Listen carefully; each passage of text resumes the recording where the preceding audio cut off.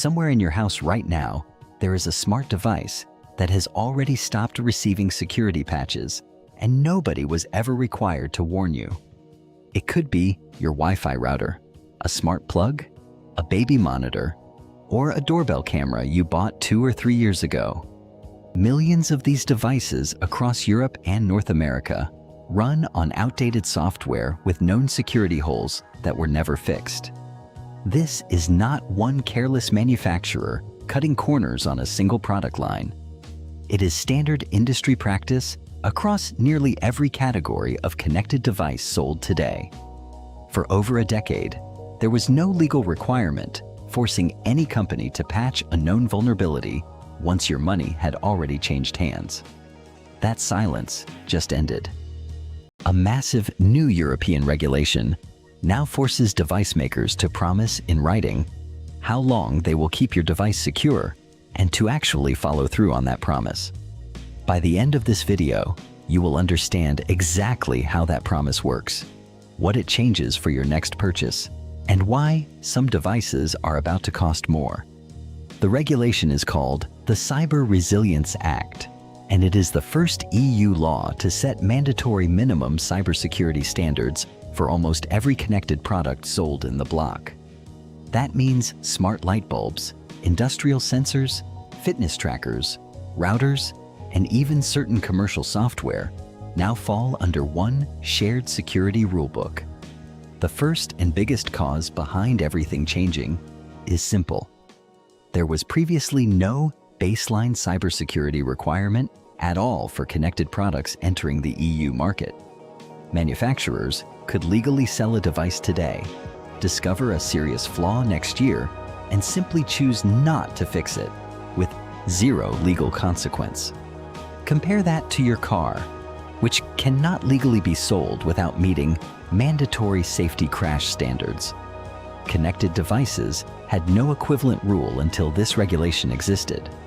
For your wallet, this means the price you paid for a smart device never included a guarantee that the company would keep protecting you after the sale, even though you assumed it did. The second cause is the new support period requirement, and this is the part that changes buying decisions directly. Manufacturers must now guarantee security updates for a minimum of 5 years, or for the expected lifetime of the product if that is shorter. This support period is not the same as a warranty against defects, and it starts the moment the product is placed on the EU market, not the day you personally buy it off a shelf. Think of it like a food expiration date printed at the factory, not the day you open the package. A device sitting in a warehouse for a year already loses a year of its coverage window before it ever reaches you. For consumers, a declared support period becomes a real checkable spec, similar to how you already check battery life or storage capacity before buying a phone. This means your next smart home purchase should include one extra question. How many years of security support does this specific product actually have left? The third cause is the strict new reporting timeline manufacturers must follow once a vulnerability is discovered, and this is where enforcement gets teeth. Companies must send an early warning to EU authorities within 24 hours of learning a vulnerability is being actively exploited. A fuller notification follows within 72 hours, and a final report is due within 14 days once a fix is available. Compare this speed to how slowly some past security breaches were disclosed to the public, sometimes months or years after the company first knew. Non-compliance with these obligations can trigger fines up to 15 million euros, or 2.5% of a company's global annual revenue, whichever number is higher. For your wallet, this fast reporting rule means fewer silent breaches sitting unpatched for months. But it also means manufacturers now carry real financial risk tied to every single product line they sell into Europe, and that risk gets priced into what you pay. The fourth and most counterintuitive cause is the uneven weight this regulation places on companies of different sizes. And this is the part most coverage skips entirely. building mandatory security into a product from the design stage, running conformity assessments, and maintaining 5 years of patches all cost real money before a single unit is sold. The European Commission's own impact assessment estimated aggregated compliance costs across the EU at roughly 29 billion euros, spread across an industry generating well over €1 trillion in annual turnover. A large manufacturer selling millions of units can spread that cost thin across its whole catalog. A small startup selling a single smart home gadget cannot spread costs the same way, because the fixed expense of compliance testing and 5 years of patch commitments lands on a much smaller sales base.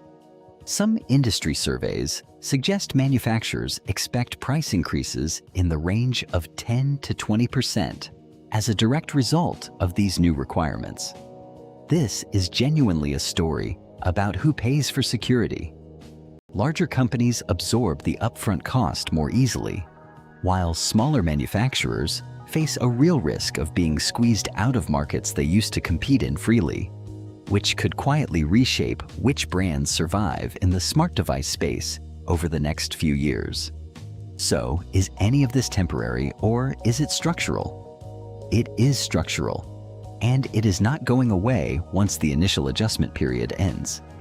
Unlike a temporary price spike from a supply shortage, this is a permanent new floor for how connected products must be built and supported going forward.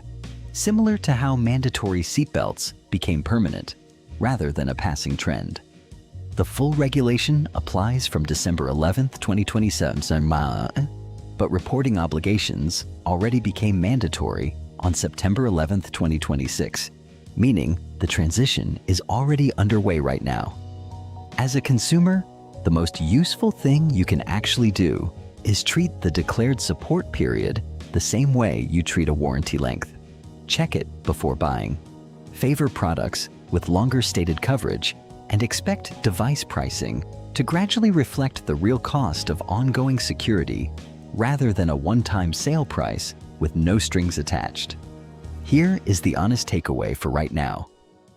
Connected devices are moving from a buy it and hope it's safe model to a buy it and check the promise support window model, and that shift is already priced into the market this year. The open question worth sitting with is this: would you personally pay more for a smart device with a guaranteed 10-year support period instead of the new 5-year minimum? Or would you rather take the cheaper option and accept the shorter coverage? Drop your answer in the comments, because this trade-off is about to become a real decision every smart device buyer makes. If you want the mechanisms behind the economic systems shaping your everyday decisions explained honestly, without spin from any side, that is exactly what this channel exists to do. So consider subscribing for the next one.